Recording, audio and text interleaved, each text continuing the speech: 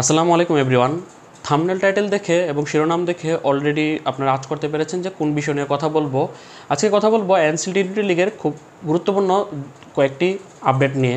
প্রথমত যদি এনসিএল টি-20 লিগের ভেন্যু নিয়ে কথা বলি, আমরা সকলেই জানি যে এনসিএল টি-20 লিগ এবার সিলেটের বাইরে অনুষ্ঠিত হওয়ার কথা ছিল, অর্থাৎ গত বছর কিন্তু এনসিএল টি-20 লিগের যে প্রথম আসর অনুষ্ঠিত হয়েছিল সেবার কিন্তু সিলেট আন্তর্জাতিক ক্রিকেট স্টেডিয়াম এবং তার আউটার মাঠে কিন্তু অনুষ্ঠিত হয়েছিল। এই পুরো টুর্নামেন্টের যতগুলো ম্যাচ রয়েছে সবগুলো ম্যাচ কিন্তু সেখানে অনুষ্ঠিত হয়েছিল। কিন্তু পরবর্তীতে আমরা জানতে পারি যে ঢাকা, চট্টগ্রাম এবং সিলেট তিনটি শহরের তিনটি ভেন্যুতে অনুষ্ঠিত হবে।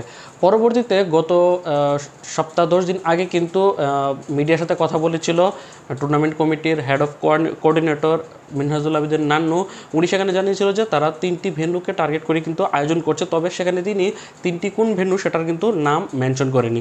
পরবর্তীতে বিসিবির বরাত থেকে জানতে পারা যায় যে আকরাম খান জানিয়েছিল যে এনসিএল টি-20 লিগের জন্য তারা তিনটি ভেন্যুকে তারা চূড়ান্ত করেছে। সেই তিনটি ভেন্যু হচ্ছে রাজশাহী, সিলেট এবং বগুড়া। এর মধ্যে রাজশাহীর শহীদ কামরুজ্জামান স্টেডিয়াম, যেটার নাম এখন পরিবর্তন হয়েছে, সেটা সিলেটের আন্তর্জাতিক ক্রিকেট স্টেডিয়াম এবং আউটার স্টেডিয়ামের দুটি মাঠ এবং বগুড়া শহীদ চান্দু স্টেডিয়াম, এই চারটি মাঠে অনুষ্ঠিত হবে এনসিএল টি-20 লিগের সবগুলো ম্যাচ।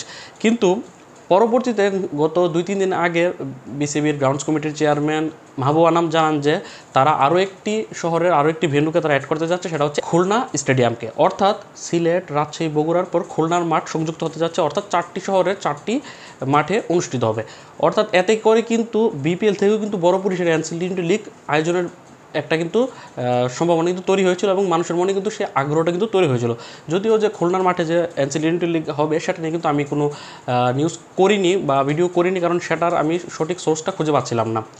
এখন গতকাল যে আপডেটটা আসলো সেই আপডেট অনুযায়ী এনসিএল টি-20 লিগ খুলনাতে তো হচ্ছেই না, বগুড়াতে তো হচ্ছেই না, সিলেটেও এনসিএল টি-20 লিগ হবে কিনা সন্দেহ রয়েছে। তবে একটি মাঠ চূড়ান্ত হয়েছে, সেটা হচ্ছে চট্টগ্রামে এনসিএল টি-20 লিগ আয়োজিত হবে। পাশাপাশি আরও একটি মাঠকে তারা বিবেচনায় রাখছে। এখন সেটা কি রাজশাহী হবে নাকি সিলেট হবে নাকি বগুড়া হবে নাকি খুলনা হবে সেটা এখন পর্যন্ত জানা যায়নি। যদিও যতটুকু গুঞ্জন রয়েছে যে দ্বিতীয় সেই মাঠটি হতে যাচ্ছে রাজশাহী, যদিও এটা গুঞ্জন, এখন পর্যন্ত শুধুমাত্র চট্টগ্রামের ভেন্যু যে কনফার্ম হয়েছে সেটা নিজেই জানিয়েছে টুর্নামেন্ট কমিটির চেয়ারম্যান আকরাম খান। গতকাল সাংবাদিকদের সাথে আলাপকালে বেশ কিছু বিষয় নিয়ে কথা বলেছে। এর মধ্যে অন্যতম এই বিষয়টা ছিল যে এনসিএল টি-20 লিগ তারা দুটি মাঠে করছে, একটা চট্টগ্রাম কনফার্ম হয়েছে, দ্বিতীয় ভেন্যুটা উনি ডিসক্লোজ করেনি।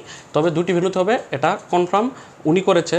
আর 15 সেপ্টেম্বর থেকে এনসিএল টি-20 লিগ শুরু হচ্ছে এবং 8 দলকে নিয়ে অনুষ্ঠিত হবে।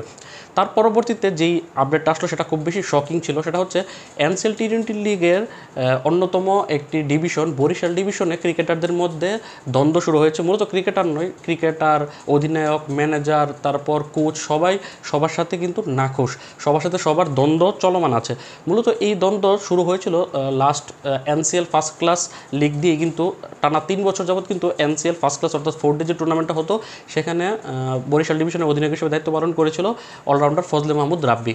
পরবর্তীতে সবশেষ এনসিএল টি-20 আসরের আগে 15 সদস্যের দলে না রাখার কারণে কিন্তু তাকে হুমকি দিয়েছিল তার দলেরই একজন ক্রিকেটার, এটা যে 15 সদস্যের স্কোয়াডে থাকেনি। পরবর্তীতে ফজলে মাহমুদ রাব্বি কিন্তু সে অধিনায়কত্বের দায়িত্ব ছেড়ে দেয়। পরবর্তীতে কিন্তু গত বছর বরিশাল ডিভিশনে এনসিএল টি-20 লিগের অধিনায়কত্বের দায়িত্বভার কিন্তু সোহাগ গাজী পালন করেছিল।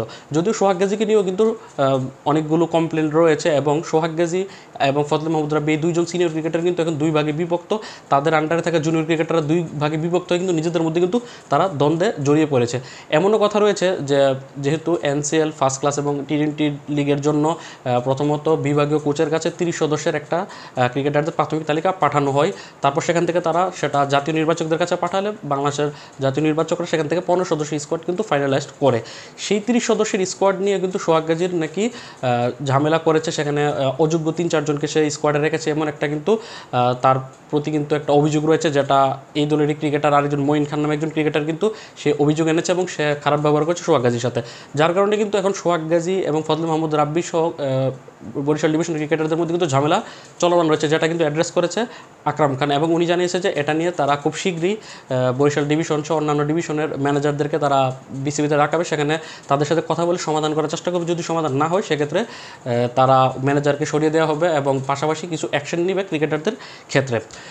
এখন এই ঝামেলা চলমান থাকার সময় কিন্তু যে বরিশাল ডিভিশনের যে প্রধান কোচ ছিল মোহাম্মদ আশিকুর রহমান মজুমদার, সে কিন্তু ক্রিকেটারদের অসদাচরণের কারণে কিন্তু সে এই স্বেচ্ছায় হেড কোচ পদ থেকে কিন্তু পদত্যাগ করে। পরবর্তীতে তার সেই শূন্য পদ কিন্তু বিসিবি দায়িত্ব দেয় বিসিবির একজন বর্ষিয়ান কোচ ওয়াহিদুল গনি স্যারকে। পরবর্তীতে ওয়াহিদুল গনি স্যারের সাথেও কিন্তু ক্রিকেটাররা খারাপ ব্যবহার করলে উনিও সেই দায়িত্ব থেকে সরে যায়। এখন সেই শূন্য স্থানে পূরণ করতেই মূলত বাংলাদেশের সাবেক ক্রিকেটার, সাবেক তারকা ক্রিকেটার, বাংলাদেশের প্রথম সুপারস্টার মোহাম্মদ আশরাফুলকে বরিশাল ডিভিশনের হেড কোচ করা হয়েছে। এবং আকরাম খান গতকাল নিজে এটা জানিয়েছে এবং উনি এও জানিয়েছে যে এই যে মোহাম্মদ আশরাফুলকে দায়িত্ব দেওয়া হয়েছে, আশরাফুল নিজেই বিসিবির কাছে কোচ হওয়ার জন্য আবেদন করেছিল। পাশাপাশি যেহেতু বরিশাল ডিভিশনের হয়ে মোহাম্মদ আশরাফুলের 2টি আসর খেলার অভিজ্ঞতা রয়েছে, যার কারণে অর্থাৎ ফার্স্ট ক্লাস টুর্নামেন্টে খেলার অভিজ্ঞতা রয়েছে, যার কারণে তাকে তারা হেড কোচ হিসেবে দায়িত্ব দিয়েছে। এছাড়াও কিন্তু এই বরিশাল ডিভিশনের পুরো কোচিং স্টাফকে পরিবর্তন করার একটা প্ল্যানিং কিন্তু করছে আকরাম খানের টুর্নামেন্ট কমিটি। তারা বিসিবি কথা বলে কিন্তু পুরো যাদের কোচিং স্টাফ, ম্যানেজার থেকে শুরু করে অধিনায়ক সব কিছু পাল্টে ফেলার এবং এমনকি ক্রিকেটারও তারা পাল্টে ফেলতে পারে, এরকম কিন্তু একটা আপডেট এসেছে। তো সবশেষ আপডেট হচ্ছে যে বরিশাল ডিভিশনের দলের মধ্যে এখন কোলাহল দেখা দিয়েছে। ক্রিকেটার, কোচ, ম্যানেজার, তারপর অধিনায়কের মধ্যে এখন সেটা সমাধানের চেষ্টা করবে বিসিবি। সবচেয়ে বড় খবর হচ্ছে এবং খুশির খবর হচ্ছে বরিশাল ডিভিশনের হেড কোচের দায়িত্ব পেয়েছে সাবেক ক্রিকেটার মোহাম্মদ আশরাফুল। সে কিন্তু রিসেন্টলি গ্লোবাল সুপার লিগে কিন্তু সহকারী ব্যাটিং কোচ হিসেবে দায়িত্ব পালন করে এসেছে। এর আগের গ্লোবাল সুপার লিগ রংপুর রাইডার্সের কিন্তু সহকারী ব্যাটিং কোচ ছিল, তাই তার কোচিং অভিজ্ঞতা রয়েছে। এখন বাংলাদেশের ডোমেস্টিক সার্কিটে বড় একটা লিগ এনসিএল টি20 লিগে কিন্তু সে হেড কোচের দায়িত্ব পালন করবে। আর এদিকে এখন পর্যন্ত বিসিবির যে সার্কাস চলছে ভেন্যু নিয়ে, সেটার সমাধান এখন পর্যন্ত পুরোপুরি পাওয়া যায়নি। আকরাম খান যদিও বলেছে 2টি ভেন্যুতে হবে, এর মধ্যে একটা চট্টগ্রাম কনফার্ম, আরেকটা দ্বিতীয় কোন ভেন্যুতে হবে সেটা এখন পর্যন্ত সে ডিসক্লোজ করেনি। তো এই ছিল সবশেষ আপডেট এনসিএল টি20 লিগকে নিয়ে। আস্তে আস্তে এনসিএল টি20 লিগের আস্তে আস্তে কিছু আপডেট আসা শুরু হবে, তখন সেগুলো নিয়ে আপনাদের সামনে খুব শীঘ্রই হাজির হবো। ততক্ষণ পর্যন্ত ভালো থাকুন, সুস্থ থাকুন, স্পোর্টস ঐতনিক চ্যানেলের পাশে থাকুন। আল্লাহ হাফিজ।